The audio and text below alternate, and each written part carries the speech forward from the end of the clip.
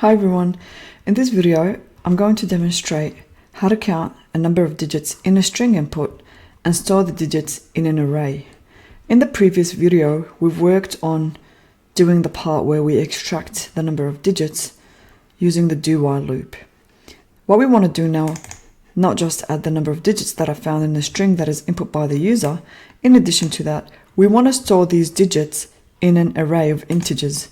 So I'm going to start off by declaring an array. The array is going to be of type integer, and to indicate to the program that we are to create a collection of integers, then we use the square opening and closing brackets right after we declare our data type, which is integer. Then I'm going to give it a name that I find meaningful for this program. So I'm just going to call it number array, and then I'm going to create an instance of the array, and I'm going to give it 50 places. Okay, so in memory we've got an array created that's got 50 spots to be reserved for integers that can be saved in there. Inside our condition, we are going to assign the number to each index of the array. To do that, I just need to use the name of my array, and my index would be the number of digits. Number of digits are going to be initially 0, and that's the initial value we've got there. And then what I'll do is I'm going to assign it whatever value that is being checked at that moment, or at that moment inside the loop. Okay, since this is a character and I'm assigning that character into an integer, I'm not going to get the correct results. So I could actually convert this into a numeric value. So to do that, I'm going to use the character class, and I'm going to use its method to convert that character into a numeric value. So we can use the getNumericValue, and I'm just going to keep what I had. So this will be converted into a number and will be stored in that index of the array. Okay.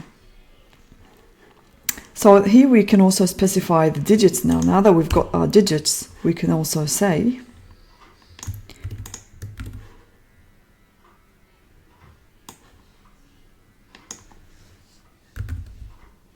the digits found, we can mention them. To be able to mention every digit in our array, we actually need to loop through it. So assuming that this was going to be my input, here's what's happening. The array has got, this is my array, and the number of digits is the number of elements in our array. And since our array is 50, so our data ranges from, so the array can hold up to 50 elements. And because it starts with index 0, so the end will be 49, but the total of that would be 50 elements. Okay, so I'm just showing you what this is going to kind of look like in memory, but I'll show you what this works like when I run the program. So what we need to do is actually loop through this array, assuming that the array now has got this information. We'll loop from 0 to the end of our we are going to loop up to the number of digits, because there's no point in looping through the whole array if these are empty. Okay, so to do that, we can just loop through the array. Would need to I'm going to use the same variable we've initialized or declared here, but I need to assign it back to 0 so that it would go back and loop from the beginning of the array. Now, you want to be careful with reusing variables like this. In this specific program, I know it's safe to do that because I'm not going to use index for any other purpose. So I would just use it to loop through the elements of the array.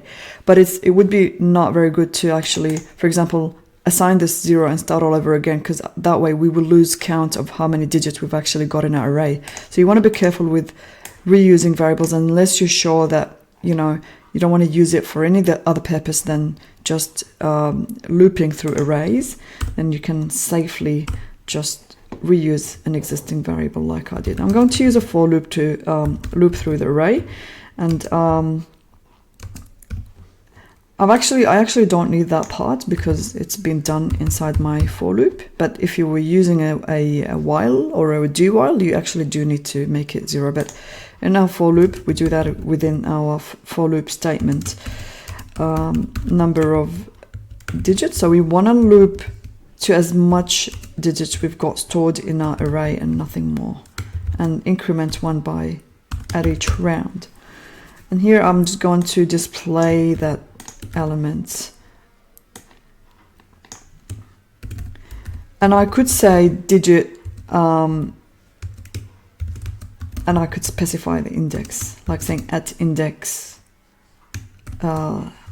such and such is equal to number of array. Now that that was supposed to go here. And here I'm going to use my index because it's different there. Okay, just want to make sure that you use the right indexes for that one. Okay, that should be it to complete my program. So what we've done is basically declared the array of 50 elements, and then every time there was a digit, we've inserted that digit in our array. And now what we are doing, we're saying, okay, for the number of digits we have found in that input that was entered by the user, then display that element from the array. We've actually stored them. So let's run the program. And what I'm going to do is actually copy this and paste it. Oops, sorry, I forgot to mention that I wanted to put in 8 records. Okay, that's more like it. So what we have there is I've put in this number of lines. I said I wanted to enter 8 lines. And this is just displayed back to us like we had in the previous videos. And then here it says the number of digits was 36. So if you were to do the calculations, that is indeed 36. And the digits that are found at index 0. So what it's basically doing is just, at index 0, we've got the value 1. And this has come from this one. At index 1 of the array, we've got 1. At index 2, we've got the number 2. And at index 3, we've got the value. So I'm just going to do this. We've got the value 1, 2, 3. So that's 1, 2, 3. I've just put them in green just to show you this is line 3. And line 4, that is in a bit light pink or orange, that is 1 to 4. And so on until we've got up to 36. These are 36 because the index start from 0. So that's actually a total of 36, and Excel has got this feature of showing you the count when you highlight the elements. So that's about it. Thank you very much for watching. In our next video, we'll do the same, but we also will count the number of characters in our string. Thank you very much. I'll see you then.